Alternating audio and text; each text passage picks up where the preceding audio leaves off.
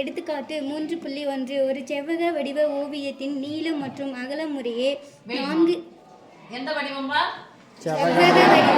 செவ்வக வடிவ நீளம் மற்றும் அகலம். முறையேன்னு சொல்லிட்டாங்கன்னா ஃபர்ஸ்ட் இருக்கிறது நீளம், ரெண்டாவது இருக்கிறது 4 × x × y cube 4 × x × y cube மற்றும் 3 × x square × y எனில் அதன் பரப்பளவை காண்க. எதன் பரப்பளவை காண்க? செவ்வகத்தின் பரப்பளவு ஃபார்முலா என்னது?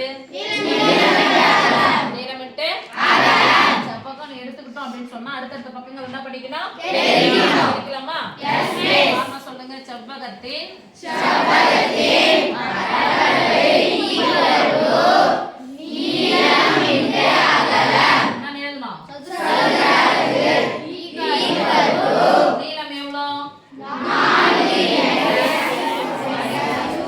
எல்லாத்துக்கும் நடுவுல குறி சொல்லி சொல்லுங்க பார்க்கலாம். 4 ×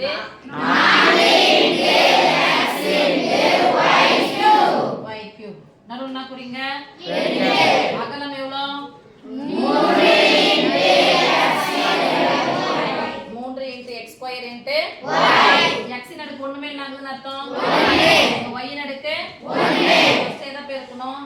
கெழுவையும் பெருக்கணும். நம்பரையும் முன்னாடி இருக்கிறது தான் கெழு. அந்த கெழுவையும் பெருக்கலாம். பெருக்கலாமா? 3 × x இன் அடுக்கு 1ஐயும் x இன் அடுக்கு 2ஐயும் தான் ஒத்த உறுப்புகளை பெருக்க முடியும். வேறுபட்ட உறுப்புகளை பெருக்கணும் அப்படிதான் பக்கத்துல எழுதணும். ஒத்த உறுப்புகளை பெருக்கலாமா?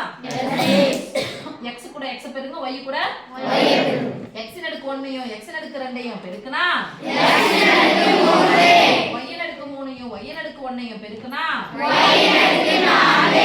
எழுதணும் சதுர அலகு. ஏன் சதுர அலகுன்னு எழுதுறோம்? பரப்பளவு. அதனால என்ன எழுதுறோம்? சதுர அலகு. ஓகே.